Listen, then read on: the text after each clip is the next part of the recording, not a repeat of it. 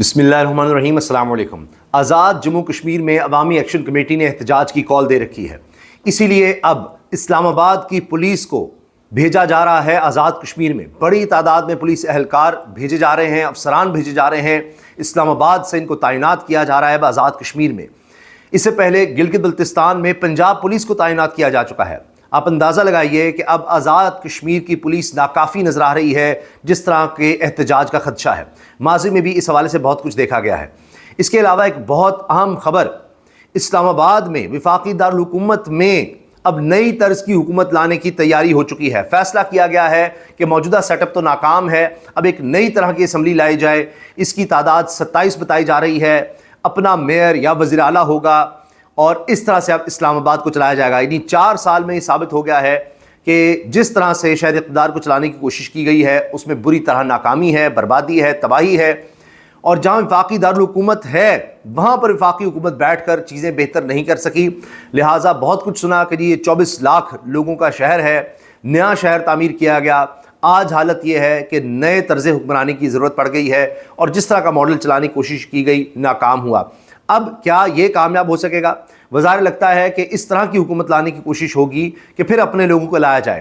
Form 47 اور آپ نے دیکھا کہ بار بار الیکشنز ڈیلے ہو رہے ہیں، بلدیاتی الیکشنز نہیں کروائے جا رہے، اور پہلے بھی اسلام آباد سے پتہ چل چکا کہ فارم 45 پر تینوں حلقوں میں تحریک انصاف جیتی تھی۔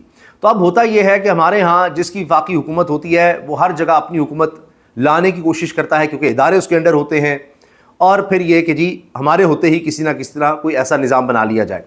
اس میں کیا کیا تجاویز ہیں پہلے میں آپ کے سامنے وہ رکھتا ہوں، اور اس کے بعد پھر آزاد کشمیر میں پولیس کی ڈیٹیل آپ کے سامنے رکھیں گے۔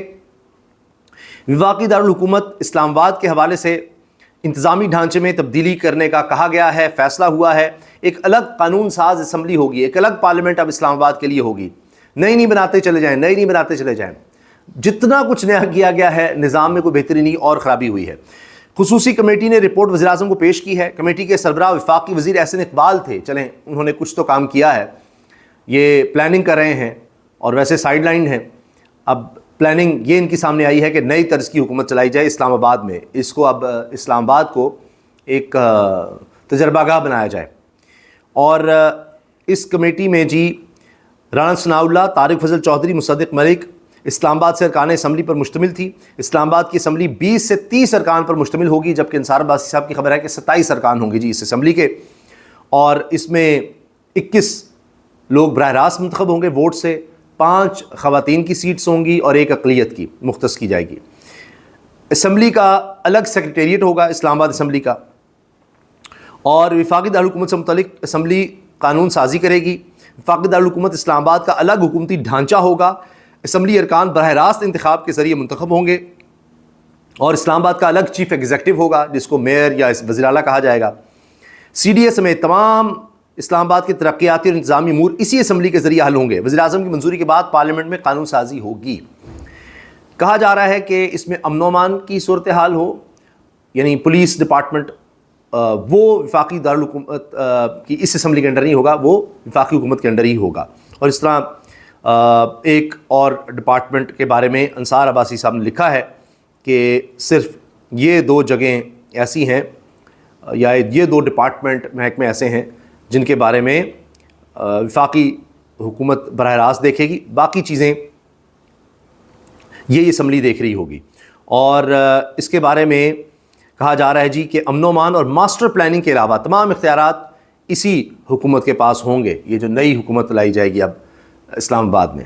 تو دیکھتے ہیں کیا ہوتا ہے، ابھی تک تو کوئی بہتری ہم نے دیکھی۔ تو یہ لگتا ہے کہ ایک طرح سے یہ بتانے کی کوشش ہے کہ جی ہم کچھ کر رہے ہیں، ٹھیک ہے کہ حالات ٹھیک نہیں ہیں، بد سے بدتر ہو رہے ہیں، لیکن ہم تبدیلی لانے کی کوشش کر رہے ہیں، تبدیلی لانے کی کچھ کیا جائے۔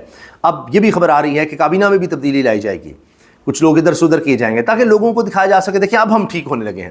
یہ جو بجٹ آ گیا ہے نا، بڑی تباہی ہوئی ہے، بربادی ہوئی ہے، 4 سال میں کچھ بہتر نہیں ہو سکا، لیکن اب جس نے پرفارم نہیں کیا ہم اس کو بدل رہے ہیں اور اب سے بہتری آنے لگ جائے گی۔ صرف یہ ایک بہانہ نظر آتا ہے کہ ایک پریشر کو کم کیا جائے۔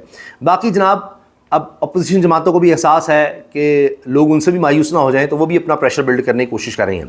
فضل الرحمان صاحب بہت بڑے اجتماعات سے خطاب کر رہے ہیں اور بڑی سخت تقریریں کر رہے ہیں، اور کہہ رہے ہیں کہ جس طرح کے ریگڈ الیکشن ہوئے ہیں، دھاندلی زد الیکشن ہوئے ہیں، اسی طرح اگر آپ کروائیں گے تو کوئی بہتری نہیں آئے گی۔ جماعت اسلامی بھی آ گئی ہے پیچھے پیچھے، اور انہوں نے ملک گیر تحریک شروع کرنے کا اعلان کر دیا ہے۔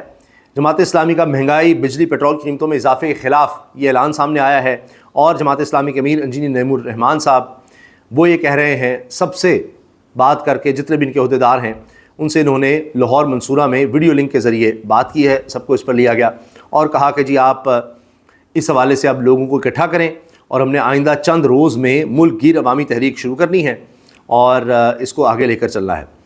اور یہ بات اب جماعت اسلامی، مولانا فضل الرحمان صاحب JUI نہیں یہ کر رہے ہیں۔ تحریک انصاف نے بھی اب ایک طریقہ ڈھونڈا ہے کہ ان کو اگر جلسے نہیں کرنے دیے جاتے، ریلی نہیں کرنے دی جاتی، تو اب وہ سیمینار پر آ گئے ہیں۔ 17 جون کو لاہور میں سیمینار کریں گے، ہم ان کو ٹف ٹائم دیں گے، حکومت جو پالیسی بنا رہی ہے عوام کے مفاد میں نہیں ہے، مہنگی بجلی ہے، لیوی کی مد میں 9 ماہ میں انہوں نے عوام سے 1.2 خرب روپے نکالے ہیں، تو یہ جناب اسد قیصر صاحب کہہ رہے ہیں کہ ہم بھی اب لاہور میں سیمینار کریں گے۔ ایک احتجاجی موڈ دکھانے کی کوشش ہو رہی ہے۔ عوامی ایکشن کمیٹی کے احتجاج کی کال پر اب اسلام آباد سے پولیس بھیجی جائے گی آزاد کشمیر میں مظاہرین کو کنٹرول کرنے کے لیے، احتجاج کرنے والوں کو کنٹرول کرنے کے لیے۔